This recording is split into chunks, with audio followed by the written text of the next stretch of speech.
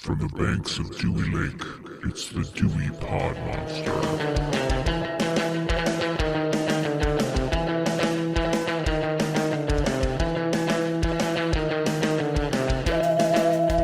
All right, welcome back. My name is John, and this is the Dewey Pod Monster Podcast. This is your weekly podcast about consumption, or whatever else we decide to get into, but mostly consumption. With me this week is the authority on beer. Yeah, Michigan beer, craft beer. His name's Sean, and he's going to tell you more about him because apparently I screwed that up. How are you doing, Sean? Great. I got to come up with something better than great every time. Well, we're off to a good start, clearly. And the motherfucking Super Bowl. And the motherfucking Super Bowl. Do you want to start with that, since that's kind of the big thing I'm sure the majority of us watched, whether we liked it or not? Yeah, let's talk about the Super Bowl. Let's spend a few minutes reminiscing about the Super Bowl. Yeah.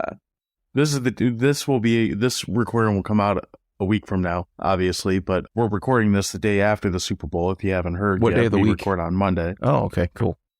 Do you have thoughts on the Super Bowl, since that's one of the things that apparently we both watched? It was, I thought it was okay. It was a good game until the end, until the crappy holding call, but whatever. It was just a stupid call, and it was dumb because it's like, great, so we're just going to watch them run out the last 2 minutes of this supposedly close game. That's annoying. So, yeah. It's called they went off the script. That's why. Yeah, well, that's true. They certainly did. It certainly feels that way. At least I've said that several times. Not to be all conspiracy theorists, but when it looks like shit and it smells like shit, sometimes it might be shit. Okay, Arian Foster. Did he say that? Yeah. He came out like a week or two ago and jokingly said that games are scripted, the NFL scripted, and of course people took, they ran with that. Well, I've been thinking that for more than 2 weeks because I'm an OG conspiratist or something, but I didn't know that he had said that. Big things in the game, aside from the game, obviously people get all hyped up about the commercials. I'm going to put it out there now. I don't give a shit about Indiana Jones. I also don't give a shit about The Flash and the bringing back of Michael Keaton's Batman. Dang. Yeah. Am I alone on that? I don't, whatever. I mean, it is what it is. I didn't find I don't watch the Super Bowl for the commercials like my wife and my kids do. I know, but some people do, and I don't care. I didn't think any of the commercials were especially noteworthy this year. I don't even really have a real memory of any of them other than those two movies. And fortunately for me, I heard there was another Scream trailer, but I must have gone up to do something else during that because I don't remember seeing it. Yeah, I don't either. But yeah, both of those look just, I don't know. Can we stop getting like 90-year-old guys to try and play action roles? Like, no, I don't feel like I need that. Maybe I'm wrong. I did put some polls up during the game, though, and I think we've got a kind of niche audience based off how these results came. I put one poll up per quarter, and then a halftime poll. So started the game with, which is better, the Super Bowl or Chopping Mall? 88% of you said Chopping Mall is better, so that won by a landslide. How many votes? I think we'll agree with that. 25. Oh, all right. That's a lot more than I expected. For the second quarter, which is better, the Super Bowl or Sleepaway Camp? 28 votes on that one. That came out to 89.3% in favor of Sleepaway Camp. Again, I think we have a type. Sensing a theme here. Right. Best Super Bowl halftime. And I'm going to include a write-in because I like the write-in better than my answers. But this one only had 22 votes. This was Rihanna or the Beavis and Butthead halftime show, which got 86.4% of the vote. It was to Beavis and Butthead. But the write-in that I like was from a gentleman named Alfred Smith. He said, whiskey in a bathtub. I thought that was a pretty good halftime option. I've never seen that before, but I mean, I guess I'd watch it. I watched worse. Our third quarter poll kind of died off a little. We only got 15 votes on this one, but Super Bowl or Steven Seagal, 73% went to Steven Seagal. Seems questionable. fair. Questionable. I mean, it's an equal amount of scripted action. What are you going to do? So, and then finishing strong in the fourth quarter, I just said Super Bowl or Cocaine Bear. This had 40 votes, and surprisingly, 10 people voted for the Super Bowl. Doing some quick math here, but 75% said Cocaine Bear. Did you see the trailer for Super Bowl? Did you see the trailer for Cocaine Bear? I don't think so. I think it was really early, and I wasn't super high No pun intended. I wasn't super high on the movie to start with, and Jokes. The trailer did not sway me one bit. It looks like, I don't know, it's like the original story is so much better. I think that the idea of, I think this is much like, well, really the majority of movies I want to see. Hype is not going to help this movie, like in any way. I think this movie is going to be way more entertaining if I go into it with low expectations, and if I see a bear doing stupid things for an hour and a half, I'll probably be okay. But if I go into it thinking like this is the next like Jurassic Park, but with cocaine, something like that, I'm assuming I'm going to be disappointed. Yeah, I have no expectations of it being a good movie or something that I'll even enjoy. So maybe if we actually watch it, I might get like a sprinkle of enjoyment out of it. And I guess that would be a plus. I mean, whether we watch it for the show or not, it's called Cocaine Bear. I'll watch it just because of that. But my expectations are exceedingly low. They're, like I said, they're down there with some of the other things that we've talked about that we just went into with really low expectations. Expect the worst, hope for the best. And sometimes they were the worst, and sometimes they weren't. Usually it's more in the middle, and that's probably what, again, more likely it will probably be more in the middle. There'll probably be like a handful of scenes that were entertaining for whatever reason, and a bunch of dumb shit, and, you know. Anyway, what else did you watch this week that was not a Super Bowl? Or Cocaine Bear trailers. I watched on Netflix, I don't know if you've heard of Pez Outlaw. I saw that on there. I haven't really dove into it, though. Yeah, so I watched that. That's basically, it's a documentary. The guy that it's about, which I can't remember his name right now. Last name's Glue, I believe. He kind of reenacts. It's a lot of reenactments in the documentary. It gives it a little bit of a humorous flair to it, but he was flying to, where was he? Europe somewhere, Eastern Europe.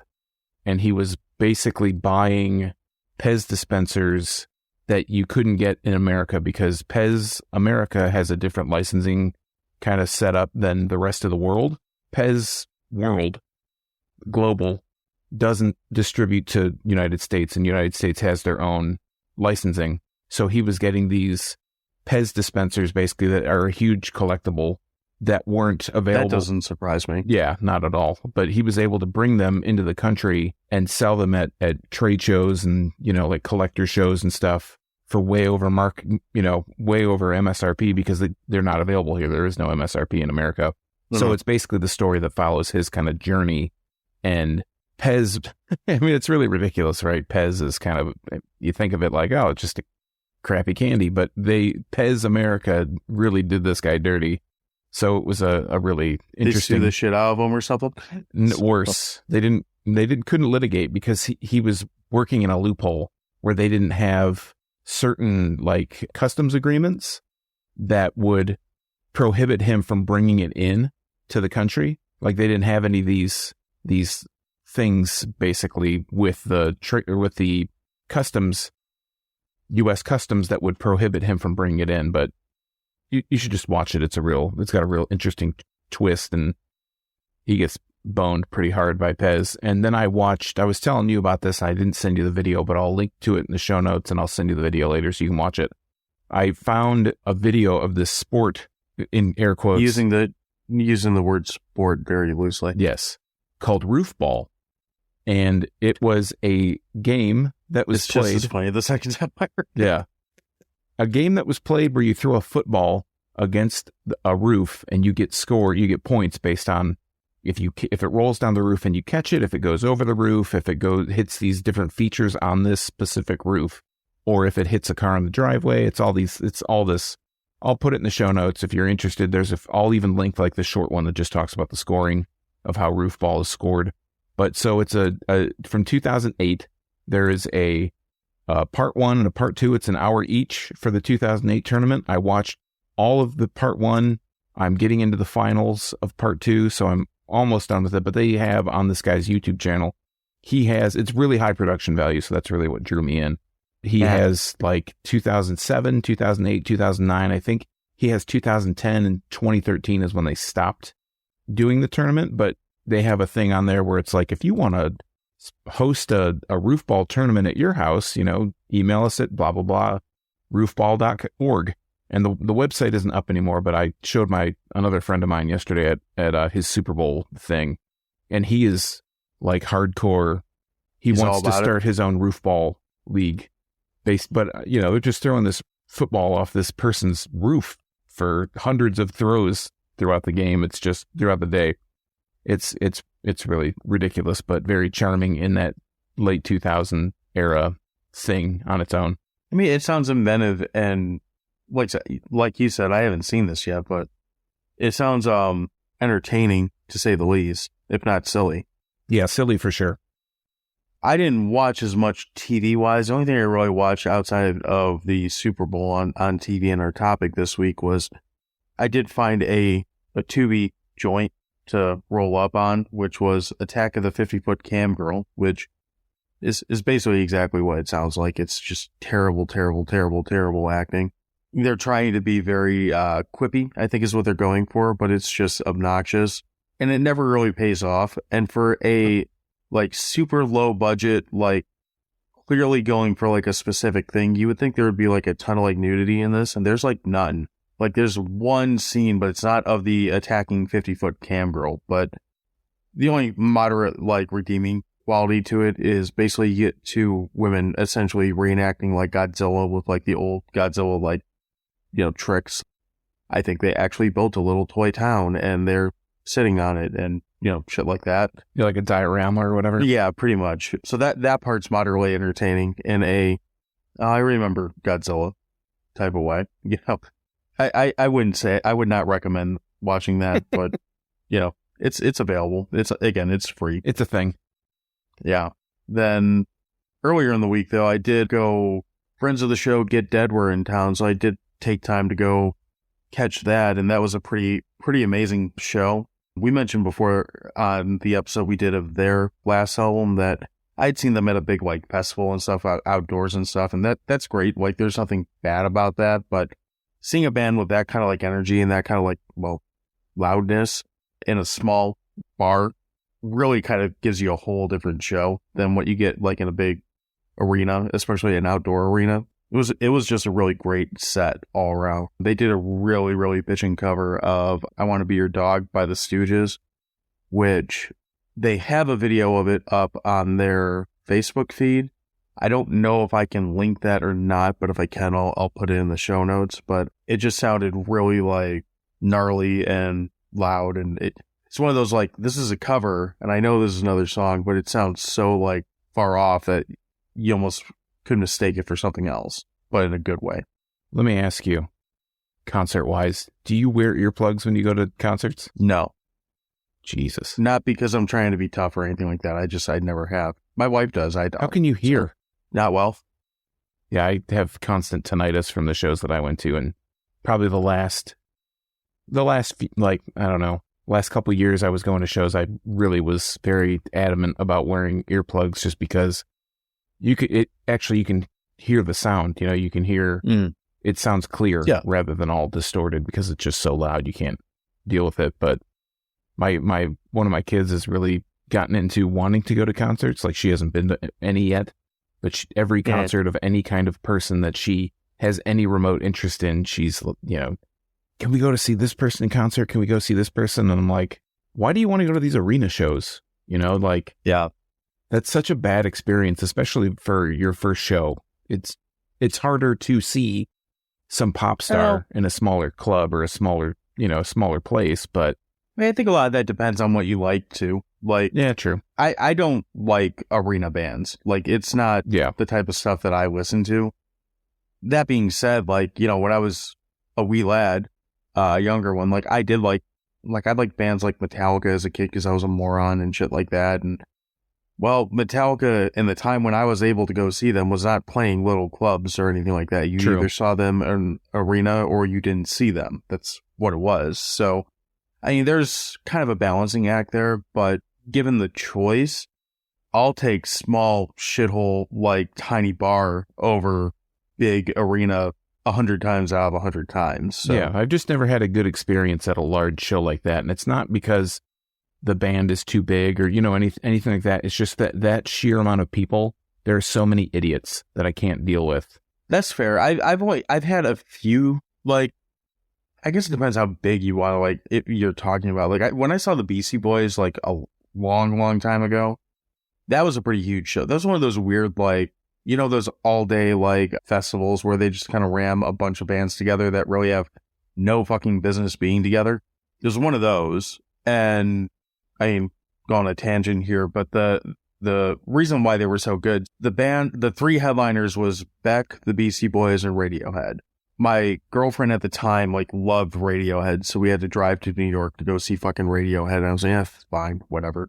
But I always liked the Beastie Boys. I didn't realize they were going to be so good until this show, and I always thought Beck was kind of a tool. Well, it was kind of a rainy day, and they spent like an hour and a half setting up all of Beck's shit, and then he proceeded to fall off the stage on his way up to the stage, so he never even played a song. Like, they rushed him to a hospital, and there was just all Beck's shit up there, which was kind of the best part about seeing Beck, is I never had to actually see him. The Beastie Boys kind of saved the day because they kind of just went up there, they plugged in 3 microphones and just started like freestyling while they took down all Beck's shit and proceeded to put up all of their shit, and essentially played like a 3-hour set because of it, and it sounded fantastic. Like, it was a really, I'm not a big hip-hop guy, like I like some hip-hop, but not a lot of it, but that show was one of the best shows I've ever seen, just because they kind of improvise and they kind of calm down a pretty pissed off crowd. I don't know how pissed off Beck fans really are going to get, but you know, it was different. Thanks, Radiohead. I remember watching Radiohead, but I don't remember them being anything special. Well, I mean, you wouldn't have even seen them if it weren't for. It just felt like you wouldn't a lot have even of seen the whining. Beastie Boys if it wasn't for Radiohead. That's also true. So you watch make a valid watch point. your goddamn mouth. But that's all I really did this week. Was that Get Dead show was kind of the highlight of the week for me. Definitely a good time. If you get a chance to catch them while they're out touring, I can't recommend it enough. Go see them. You want to get to the topic at this point, or do we want to keep rambling? We do have a topic this week. No way. It's true. I think the topic might be in the title of the episode. It's What? a little movie. I know. What is the topic? Spoiler alert. It's a movie called Wolfcop. Oh, is that what we're talking about? We're talking about Wolfcop. Oh, damn. This movie was released in 2014. It's unrated, and it is under an hour and a half, so we're off to a good start. The quick little... I actually think the lower synopsis is better, but the little blurb at the top of IMDb basically says, as a series of strange and violent events begin to occur, an alcoholic policeman realizes that he has been turned into a werewolf as part of a larger plan.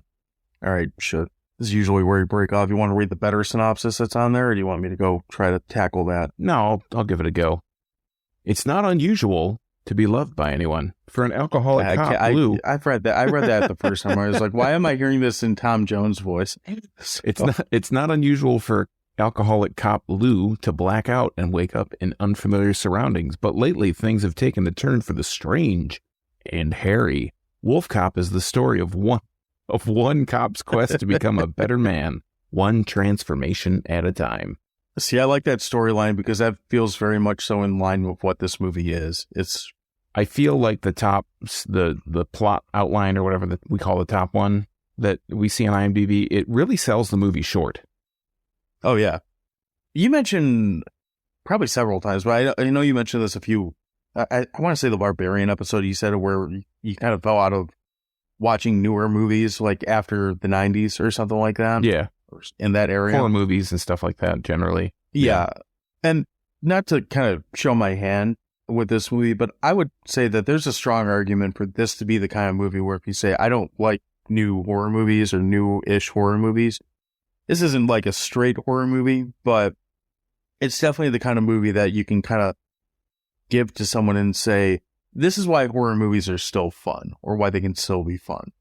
Yeah, we'll get into the story and all that stuff with this, but this movie it never takes itself too seriously. It kind of lives up to its title, and you kind of know exactly, like, everything you expect to get out of this movie is exactly what it gives you, for the most part. Is that fair to say? Yeah, and I think touching on what you said about giving it to someone who may have fallen off or said kind of written off horror movies is this movie really sparingly uses CGI.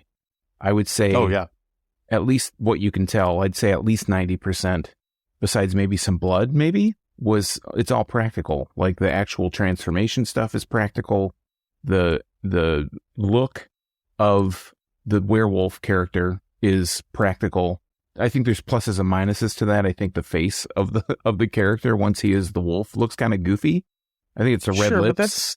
But that's kind of par for the course with this kind of movie, though. Like if I've heard a lot of seen a lot of things that compare this to an 80s movie. I'm not going to go as far to say that it's an 80s flick because it's just not. Like, the humor's different, the vibe of it's different, but where it does kind of have some of those throwback elements is exactly what you're just talking about. Like, they have this really gnarly transformation, and then you're talking about how goofy this character looks like once he's done fully transforming. Right. And it's not to say they just stopped trying. It's like, they're like, good enough. Yeah. Yeah, I just think the face is really, I don't know, a little off-putting, but there's even little elements where some of the effects come across as kind of rubber mask. I'm thinking of one scene in particular where a guy's face gets ripped off and the skull is like screaming, which I thought was hilarious.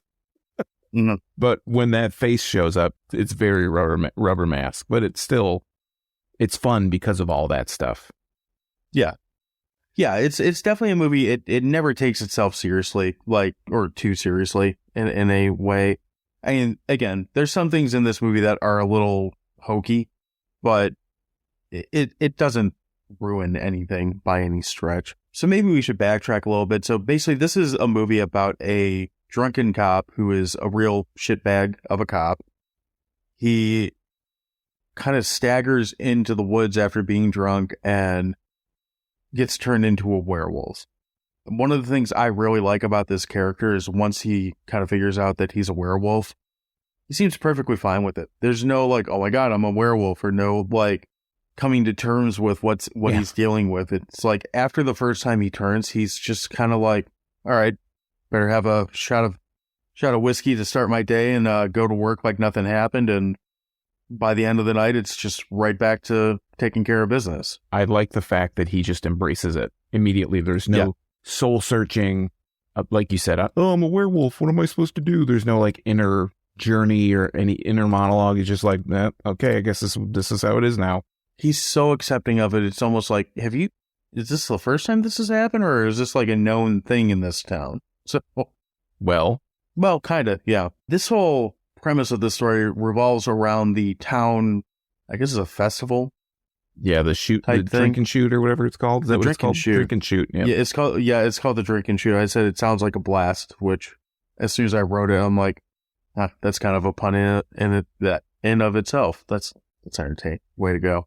So I guess this drink and shoot comes around every so many years or something like that, and it's supposed to be a big deal, but apparently it gets canceled quite a bit. Every 23 years. Is it 23 years? Something like that, I forget how many years it was. But when it gets canceled, a bunch of people turn up dead, and then they wait apparently 23 years, and it just happens again. Yeah, the festival's every year. But it seems to get, there's a pattern of when it gets canceled, which is we come to find out that it revolves around when there's this eclipse, this solar eclipse. Yeah, and there's a small group of other creatures that are kind of behind it. And realistically, I watched this movie years ago, and then watching it again now, I kind of remember, I'm like, I really don't give a shit about all this part. I really don't. It's fine, but it's the whole storyline of I guess they're called, is that what they are? Sort of. Yeah, they're a different group of people. I don't know if we want to throw it out there of what they are. This movie's old. This movie's old enough. I'm fine with throwing it out there. All right, so they're reptilians. Spoiler alert. Yeah. So you say spoiler alert as I give the spoiler. That's perfect. But so the people that are controlling or creating this werewolf are these reptilian shapeshifters, which I think is a really kind of funny twist on the whole thing. And it's a good kind of story beat, I think, because so many of these werewolf things, the origin story of the werewolf, it's not like vampires, right? I mean, a werewolf is like, oh, you got bit by a werewolf, or, I don't know, you took, wolfsbane. I don't know if that's even a thing, but generally it has something to do with getting bitten by a werewolf. And this is more of sacrificing one person to transform this other person into a werewolf. And the plot is when the solar eclipse comes, the reptilian shapeshifters then kill the werewolf and drink its blood. And the blood is so powerful that it can sustain them until the next eclipse. So that's what keeps their power. And the whole movie, like, we're almost kind of giving it away. I mean, we did just that is giving it away, because there's characters in this movie, and I'm not going to say which ones they are, but they are integral to the story, but they play, you see them you see a guy and he could be a different guy later, because these people are shapeshifters. So some of the characters you see in the movie, you never see them at the same time, at the same, the same person in the same place. So it's kind of like, oh, what's going on here? And there's only there's only 3 cops in the city, right? We have Lou Garou, which, if you didn't know, great name. Yeah. And if you didn't know, that's how you pronounce werewolf in French. That's what it means. And then we have Tina, who is another cop. And then we have the chief. And there's not very many characters in this whole movie, but I was reading about this movie that it was filmed in Saskatchewan. All these people are local. The acting's pretty good. Well, you got one of the ones that caught me right away was Jonathan Cherry, because he plays Belchy in the movie Goon. So he must just be like a Canadian regular. But as soon as I saw him, like, oh, it's that fucking goalie that talks about like shitting in your mom's mouth and stuff. Let's see how he does in this. Like, I'd forgotten he was in this. So, but there's not a lot of actors really in this movie aside from him that I even really recognize from anything other than this movie. Yeah, I've never seen any of these actors in anything other than this movie. And we've seen so many movies, not to cut you off, but we have seen so many movies where you go on IMDb and you look at the person, like the actor, and the picture that they have next to them is from the movie that we've watched. And this actually these people have other roles. And even if they didn't, I'm amazed at the quality of acting performance that we get out of these people that you've never heard of. Lou Garou has a pretty good character picture there, or the actor that plays him, Leo. It's straight up Wolfcop, which I like that. But yeah, most of these, I mean, like I said, with the one exception of Jonathan Cherry, and it's really just because I love the movie Goon, I don't know any of these people, but they're all fine. Like, the performances in this movie that are bad, they are supposed to be bad. They're that B movie kind of bad that you're not expecting, like, Anthony Hopkins to be in the middle of this movie. It's shticky and it's goofy, and it works for the story that they're telling. Again, this movie is very much so aware of the fact that they're making a movie called Wolfcop. They know that they only have to try so hard, and it works. It's like they embrace the fact that, like, I've said this about dive bars. Like, you can't make a dive bar. Like, you kind of become a dive bar.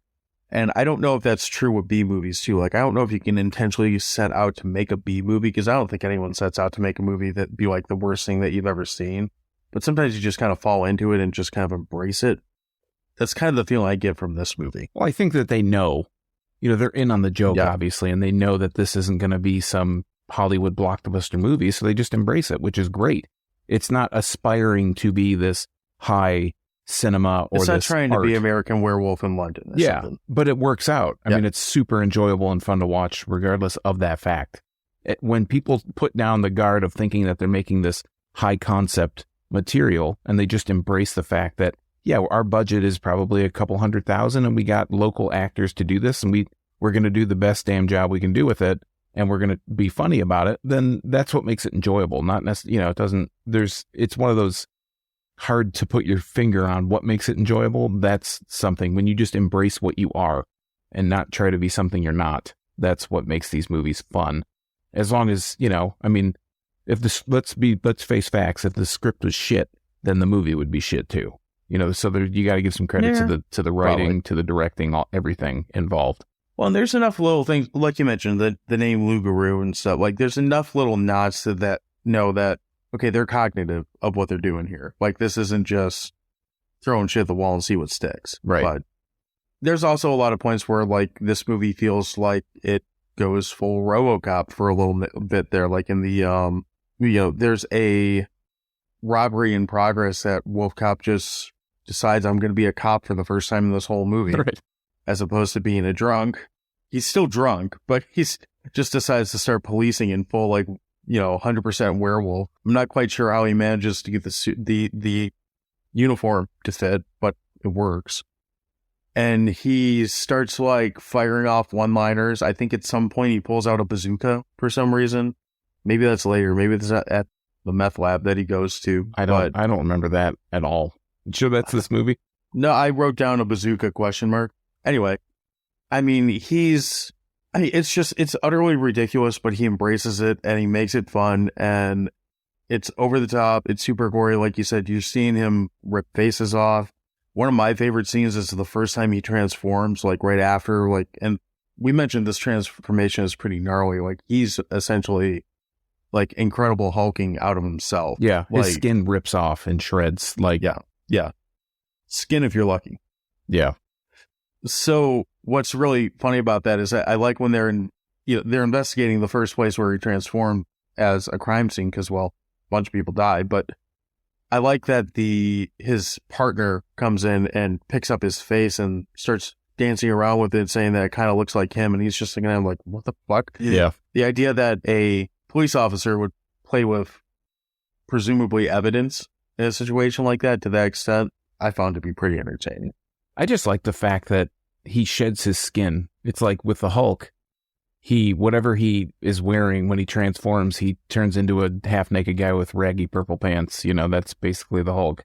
But with Wolfcop, when he transforms, he keeps his clothes, but he's kind of bursting out of them, and they get kind of, they get whatever, but his skin just literally molts off. It just falls off of him or explodes off of him in some respects. The first time we see him transform, just to kind of show what kind of sense of humor we're dealing with here, he's actually peeing in a urinal, holding his dick, and his dick, like, you get to see his dick transform, into a big wolf dick. While pissing blood. Right. And, yeah. Of course. I mean, as you do. It's one of those scenes that that was another thing I wrote down. I'm like, that transformation looks uncomfortable. The transformations are almost one of the things that really sell this as a great werewolf movie, because they stretch it out just enough. No pun intended.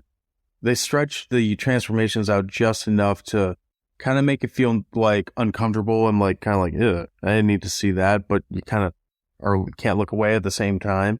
The second time when they have him transform, he's actually locked in his own jail cell, and they're trying to, I guess, contain what's going on. It's almost like his own science experiment. And his buddy that's there, the Belchy from Goon, I think his name's Willie in this movie. He's sitting there like behind a wall, like, he's into it and kind of responding to it in a way that it's almost like he's just watching the movie with you. Yeah, and I like the fact that when these transformations happen, they show you, I mean, as all transformations, when they can't, they're not obviously going to show a person turn into a werewolf, because they can't, unless it was CGI. But the way that they cut it and they show just enough to make it look realistic, even though obviously, it's all practical effects. I thought it was really impressive. I've seen enough werewolf movies where the transformations are just so laughable, by projecting like an image onto someone's face instead of, or the monster dog one where it looks like he's literally just shitting in the woods. So, I mean, we've talked about a couple, but I've seen enough that are trash to realize that, oh, this one's actually really good. I mean, it's not a Sam Winston level transformation, but it's still pretty good. Well, you take the budget into consideration, which I don't know what the budget is, but it's got to be considerably less than a Sam Winston budget, right? Yeah, I don't see anything about what the budget says $1 million Canadian estimated, but I think this was like a Kickstarter thing too. So what's that, like $50? Yeah, probably something like that. The other thing that's really a couple things I feel like we should hit on. I really enjoyed that he goes exhibit for a minute and pimps his ride in the middle of the movie. The Wolfman mobile or the Wolfcop mobile, I guess. Yeah, I like that the Wolfcop mobile with the big W on it. So there's a local brewery here that we're both fans of called Wolverine State Brewing, and the W that he has plastered on like the hood of his car, like that looks a lot like the Wolverine State logo. I wonder if they kind of. I think this movie might predate Wolverine State a little bit, but I don't know. I'm not sure. I'd be okay if they borrowed that logo just for that purpose. I kind of doubt they did, but it would be entertaining to me. What I like the fact that the logo on the car it's scratched in, like it's a cutout in the hood of the car, so the engine heating up is the red that shows through, rather than it being like painted or lights or some ridiculous thing. I mean, the whole scene of him customizing, pimping out his ride, so to speak, is a little on the silly side, but the end result is completely silly, but it's also like at that point, really, once he goes in response to that robbery, the movie's basically off the rails at that point. Right. At that point, you're along for a ride and laughs. Like any real idea of this being a horror movie is pretty much gone at that point. It's pretty much just a comedy once we get there. I do like that they take the rockers on the top and for some reason he turns them to go vertical with the car as opposed to... I never really quite got why he did that, but I was kind of looked at him like, okay, I guess that's what we're doing. It's a good look. I mean, it's not terrible. It's not... I'm not sure it's practical, but yeah. I would drive that car. Well, absolutely. Get to drive the Wolfmobile? Why wouldn't you drive that? I do like when they show up to, maybe more so than when he responds to the robbery, I do like when he shows up at the meth lab, which is the scene you referred to earlier where he tears the dude's face off and, that's where shit really hits the fan, both figuratively and literally. Like, I think he actually throws something into a van at some point in there. He kills more people than anything else in this movie, and again, this is when he decides to be a police officer. They start shooting guns around the meth lab and they say, oh, this is going to explode. And you get like a solid 3 minutes before this explosion happens. So plenty of time to do the action movie, run away from this. But I guess they did really blow up a barn. So that's entertaining. Oh, really? I wasn't sure if it was a miniature or not. One of the things I was looking at said that they found an actual barn in the middle of nowhere and blew it up. I don't know. I would assume that would be more expensive. I don't know. What do you got to add to this before we ramble too far? This movie is kind of pretty simple. Once you break down it's to very it, straightforward. Is there anything you want to add before we go into rating stuff? Because I don't have a whole ton to go with, even though it's a lot of fun. I don't have a lot of notes, but the thing is I just like the fact that they add that twist with that second group, the reptilian shapeshifter people. Like I said, that's not... You kind of get, it gets hinted at throughout the movie, but it doesn't outright say that that's what it's going to be about when they actually reveal he's looking through this, encyclopedia of the occult or whatever. And that's where he kind of finds out the origins of the werewolf and this stuff about the eclipse and the reptilians and all this. And up until that point, it's kind of like a mystery. They don't give you a lot of hints as to why he's gotten abducted, why he's been transformed into this werewolf, who's controlling this stuff, what all the different nuances, and there's this town election that's being in the background of the whole plot and everything. I forgot about that. Yeah, so when you they just reveal little bits and pieces to you until the end, but when they do reveal it at the end, the big twist of the movie, you kind of already know it's coming. So, but it is a very straightforward, besides this little twist that's going on in the background, everything that they're giving to you is very straightforward and really just kind of out in the open. And I appreciate that it doesn't try to be too complicated. It's just a very almost paint by number kind of story, but it's entertaining and fun throughout the entire thing. I didn't really even take a lot of notes on this movie because I was just kind of watching it and enjoying it.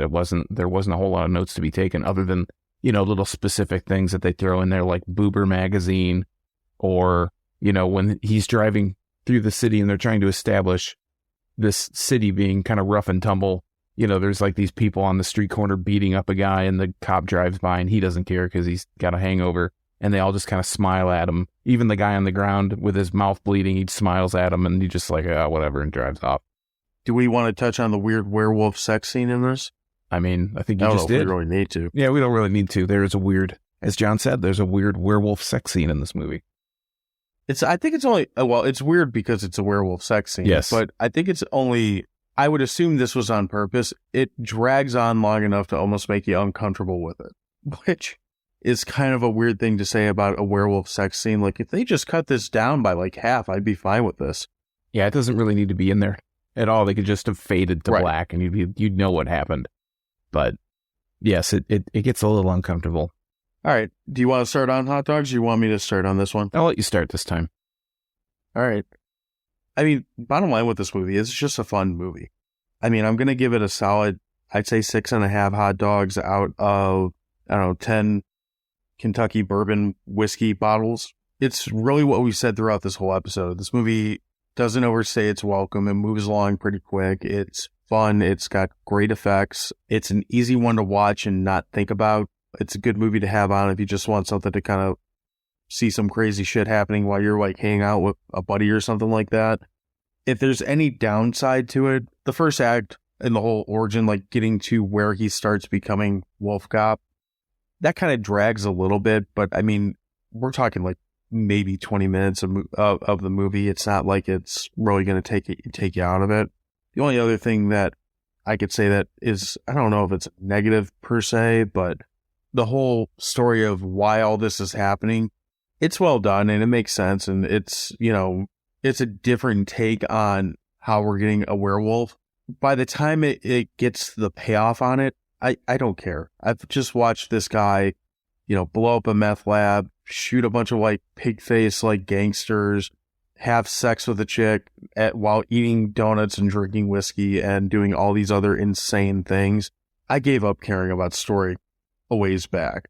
It's the kind of movie that's fun enough that it doesn't matter. Like, it's an easy one to go back to and just kind of turn the brain off, you know, have a couple beers and just have fun with. So I feel like 6.5 out of 10 is a pretty solid rating for this one.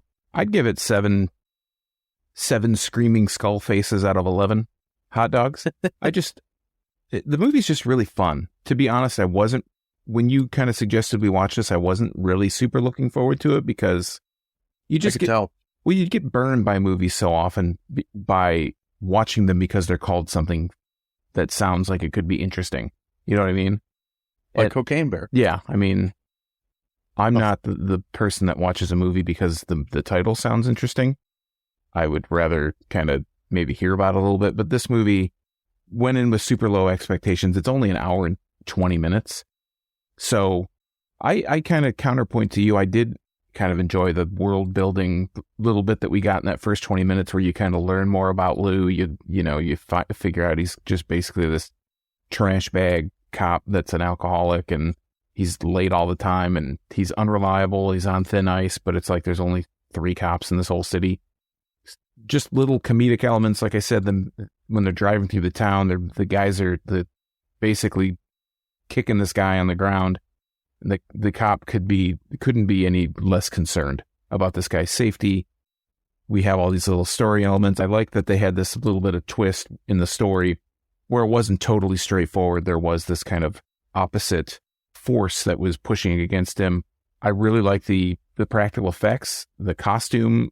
For the most part, I really enjoyed. I've never quite seen a werewolf transformation where it starts at his dick, so that wins some brownie points too. My big knock against the costume itself, like I said, basically right at the beginning and the upfront, is I don't like the face of this costume. I think the red lips look awful and they focus way too much on the mouth, and I think that looks really bad. But, that's just nitpicking. Like I said, some of the effects are rubber mask, but they were just rubber mask enough that I really kind of enjoyed it. So with going into this with low expectations, I thoroughly enjoyed watching this movie.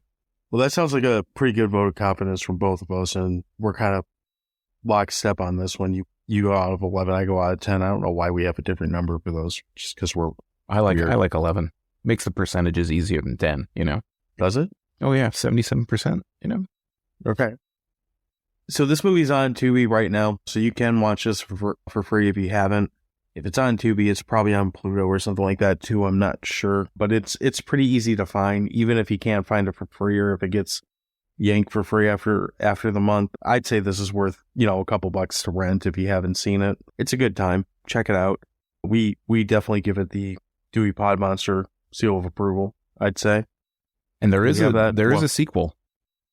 Yeah, the aptly titled Another Wolfcop, which I actually think that sequel is good. I haven't watched that movie yet, but I love the name of it. I think it's chef's kiss. I love the poster because the poster is like Teen Wolf mixed with Terminator. Like Stallone. Yeah. Oh no, Cobra. That's what it is. It's like, yeah, it's Cobra and kind of Teen Wolf. Yeah, a little bit. That will be a future episode. I mean, we've only done one sequel on the show so far, I believe. So we'll get to it eventually. But in the meantime, while we're doing that, do the stuff that we usually ask you to do. It would be really helpful for us. Rate us, review us, like, comment, subscribe, share the show. All that stuff is super helpful. Always appreciate if you give us a follow on all the social media stuff. We're at Dewey Pod Monster, pretty much anywhere you can find us. I got called out for replying to someone. He goes, "Hey, you don't even follow me, asshole." I'm like, "You don't follow me either. Go fuck off." So we'll have weird interactions. That's what social media is for. You can also follow Sean and all of Sean's groovy stuff, but he'll tell you where that is. Yeah, you can follow me and all the Michigan craft beer stuff that I talk about. Lately, we've been doing interviews, been going out on the town and going on location and checking out these places. So we've got a few in the bag there. You can find those at youtube.drafttherapy.com. You can find me on all the social media networks at YouTube. At YouTube, you can find me on all the social media networks at Draft Therapy. Also, rate and give us reviews on all our on the podcast and check us out at crap.town. I didn't say that. That's right. Got your back. That's why you make the big bucks. Absolutely. Both of them. Yep. All right. We will be back next week with the next adventure. Again, have a great week. We'll talk to you soon. Cheers.